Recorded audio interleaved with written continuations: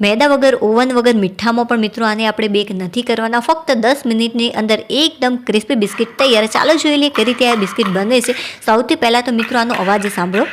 फक्त 3 सामग्रीथी घऊना लोटमांथी आटला क्रिस्पी तमे बिस्किट नहीं ज बनाव्या होय। तमे जोई शको छो के केटला क्रिस्पी थया छे। चालो अंदरथी पण हुं तमने बतावुं के जे आ बिस्किट छे अंदरथी केटला कूक थया छे। तो मित्रों तमे जोई शको छो एकदम परफेक्ट कूक थया छे। चालो हुं आनो टेस्ट करी तमने बतावुं। अरे वाह फ्रेंड्स, खरेखर बहारना पेकेटना जे बिस्किट आवे छे ए तमे भूली ज जशो। एमां एक जे बिस्किट छे ए मैं थोड़ाक डार्क कर्या छे अने बीजा छे लाइट छे। आनाथी कई ज फरक नहीं पड़े। जे टेस्ट छे बंनेमां सेम ज रहेशे। तमने जेवा पसंद होय तमे एवा बनावी शको छो। तो चालो स्टार्ट करी दईए।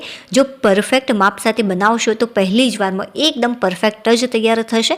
तो अहींया मित्रों मैं एक वाटकीनुं माप लीधुं छे। तो फूल वाटकी भरीने अहींया मैं खांड नथी लीधी। तमे विडियोनी अंदर जोई शको छो। थोड़ी खांड आपणे ओછી लेवानी छे एक वाटकी करता अने अडधी वाटकी करता थोड़ीक वधारे। अने मित्रों जे पाणी छे ए आपणे लईशुं अडधी वाटकी जेटલું। तमे जोई शको छो विडियोनी अंदर ए वाटकीना मापथी ज मैं अहींया पाणी लीधुं। हवे सारी रीते आने मिक्स करवानुं छे। 1 मिनिट माटे आने सतत आ रीते आपणे मिक्स करी लईशुं अने त्यार पछी आने साइडमां मूकी देवानुं। एक बाबत ध्यान राखवा जेवी छे के अहींया आपणे बधी ज खांड मेल्ट नथी करी देवानी, मतलब के ओगाળી नथी देवानी। थोड़ीक खांड आपणे आखी राखीशुं। तमने एम थशे के आखी खांडना बिस्किट केवा लागे, बट मित्रों हवे बजारमां आखी खांडवाळा पण बिस्किट मळता होय छे जे बहु ज टेस्टी लागे छे अने खावामां ज्यारे आपणे मोढामां खांड आवे छे त्यारे बहु ज सरस लागती होय छे। तमने आइडिया पण नहीं आवे के मोढामां खांड आवी रही छे। बहु ज सरस टेस्ट आवशे चॉकलेट टाइपनो। तो मित्रों सौथी पहेला अहींया मैं लीधो छे घऊनो लोट। तमे जोई शको छो ए ज वाटकीना मापथी आपणे घऊनो लोट लेवानो छे। तो 2 वाटकी भरीने आपणे घऊनो लोट लईशुं। जो 2 वाटकी जेटलो घऊनो लोट होय तो आनी अंदर तमारे अडधी वाटकी जेटली सोजी एड करवानी। आ परफेक्ट माप छे। ચોક્કસથી મિત્રો આ માપ ફોલો કરજો તો જે ગળપણ છે એકદમ પરફેક્ટ થશે અને વણવામાં પણ તમને તકલીફ નહીં પડે। ત્યાર પછી મિત્રો અહીંયા મેં લીધું છે ટોપરાનું છીણ, તો એ એડ કરીશું આપણે અડધી વાટકી જેટલું। જો ટોપરાનું છીણ ન હોય તો તમે આના વગર પણ તૈયાર કરી શકો છો, બટ મિત્રો જે ટોપરાનું છીણ આપણે એડ કરીએ છીએ એના કારણે ખરેખર સુપર ટેસ્ટ લાગે છે। જાણે આપણે બિસ્કિટની અંદર ચોકલેટ ખાતા હોય ને બસ એવો જ ટેસ્ટ લાગતો હોય છે। જો હોય તો મિત્રો ચોક્કસથી એડ કરજો, નહીં તો તમે આના વગર પણ તૈયાર કરી શકો છો। જ્યારે આપણે બહુ જ ઘડ્યું ખાતા હોઈએ છીએ ત્યારે વધારે પ્રમાણમાં નથી ખાઈ શકતા, એટલા માટે તમારે શું કરવાનું, થોડુંક મીઠું એડ કરી દેવાનું, 2 ચપટી જેટલું। બહુ વધારે એડ નથી કરવાનું, 2 ચપટી જેટલું પરફેક્ટ છે। તમને એમ લાગતું હશે કે હારું મીઠું થોડું એડ કરાય, પણ મિત્રો ચોક્કસથી એડ કરી દેજો। કોઈને ખબર પણ નહીં પડે કે તમે આની અંદર મીઠું એડ કર્યું છે, બટ આનાથી જે મીઠાશ આવી જોઈએ એ ખરેખર ખૂબ જ સરસ આવતી હોય છે।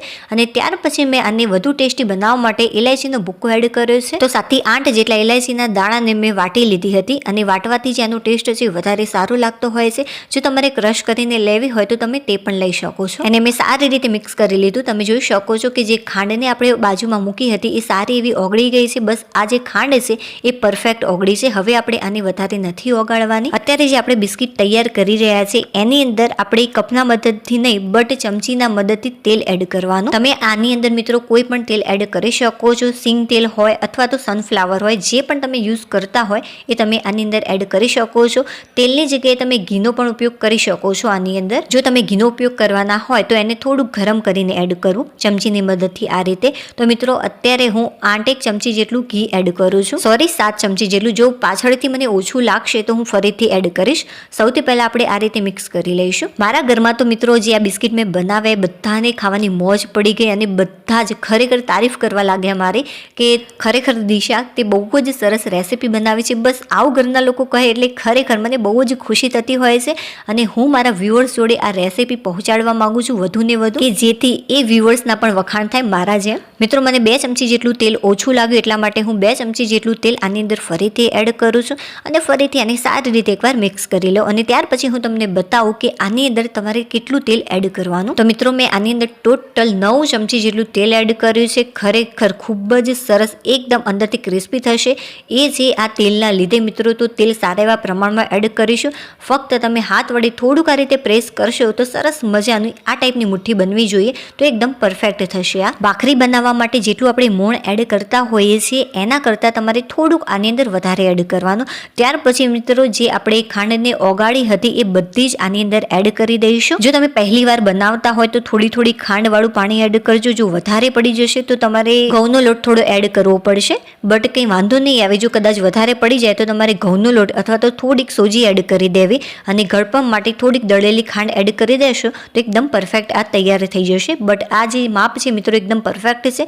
અત્યારે જે તમને આ લોટ છે એ સોફ્ટ લાગતો હશે, બટ જ્યારે આપણે આને મૂકીશું 5-1 મિનિટ માટે ત્યારે જે આ લોટ છે થોડુંક કડક થઈ જશે. એટલા માટે આપણે આટલું સોફ્ટ જ રાખીશું. બસ હવે સારી રીતે આને મસળી લેવાનું છે. અત્યારે તમને બહુ જ ઢીલો લાગતો હશે, બટ થોડી વાર પછી મિત્રો તમે જોશો એકદમ પરફેક્ટ થઈ જશે. ધીમા તાપે મેં તેલને ગરમ કરવા મૂકી દીધું છે. બસ હવે આપણે આગળની પ્રોસેસ જોઈ લઈએ. બહુ વધારે પડતો આ લોટને રાખવાનું નથી. જો તમારે ટાઈમ ન હોય તો વધુ સમય માટે તમે રાખી શકો છો, બટ 4-1 મિનિટ માટે રાખશો તો પણ ઇનફ જ છે. સરસ મજાનો મેં લોટ અહીંયા તૈયાર કરી દીધો છે. તમે જોઈ શકો છો કે થોડો કડક થઈ ગયો છે. હવે આપણે ઢાંકી અને સાઈડમાં મૂકી દઈશું. ચાલો હવે આપણે આગળની પ્રોસેસ જોઈ લઈએ. તો મિત્રો 3 થી 4 મિનિટ જેટલો સમય થઈ ગયો છે અને તમે જોઈ શકો છો કે જે લોટ છે એ સારો એવો કડક થઈ ગયો છે. હવે આપણે આનો નાનો ભાગ લઈશું અને સરસ મજાનું આ ટાઈપનું એક રાઉન્ડ આપણે શેપ આપી દઈશું. જો તમે વધારે પડતો આને કડક રાખશો તો વણવામાં તમને તકલીફ પડશે અને બહુ જ સોફ્ટ હશે, તો આને તળતા સમય બહુ જ વાર લાગશે. એટલા માટે તમારે મીડિયમ રાખવાનો અને જે મેં તમને માપ કહ્યું છે પરફેક્ટ રીતે જો ઉમેરશો તો પહેલી જ વારમાં એકદમ પરફેક્ટ જ તૈયાર થશે.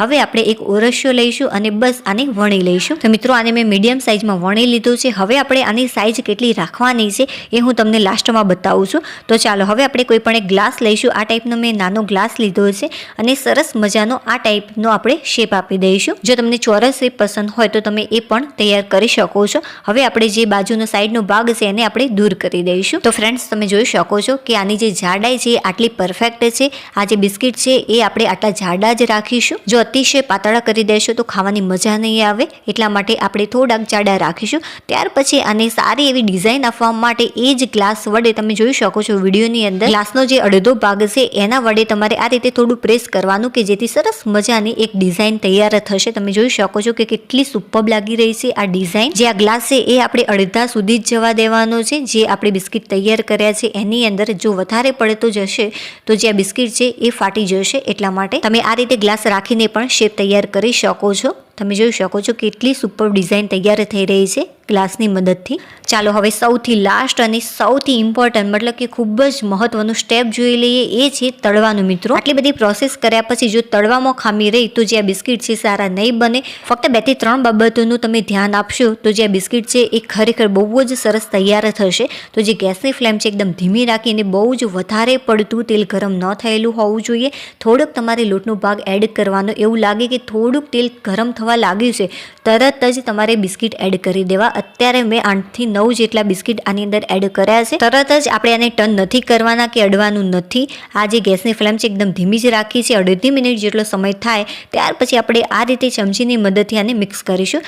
થોડોક સમય થાય ત્યાર પછી આપણે આ રીતે ટર્ન કરીને જોઈશું. 2 મિનિટ માટે આને આ જ રીતે રહેવા દેવાના છે એકદમ ધીમા તાપે. 1.5 મિનિટ જેટલો સમય થઈ ગયો છે. હવે જે ગેસની ફ્લેમ છે મેં થોડીક ફાસ્ટ કરી છે. જો તમને ઉતાવળ ન હોય તો જે ગેસની ફ્લેમ છે મિત્રો એકદમ ધીમી જ રાખવી. બટ મારે થોડાક ડાર્ક કરવા છે આ બિસ્કિટ, એટલા માટે મેં ગેસની ફ્લેમ છે 15 સેકન્ડ માટે જ ફાસ્ટ કરી છે. જો 1/2 મિનિટ કે 1 મિનિટ માટે ફાસ્ટ રાખશો તો જે આ બિસ્કિટ છે એ બહુ જ કાળા થઈ જશે. એટલા માટે તમારે બહુ જ ફાસ્ટ નથી રાખવાની.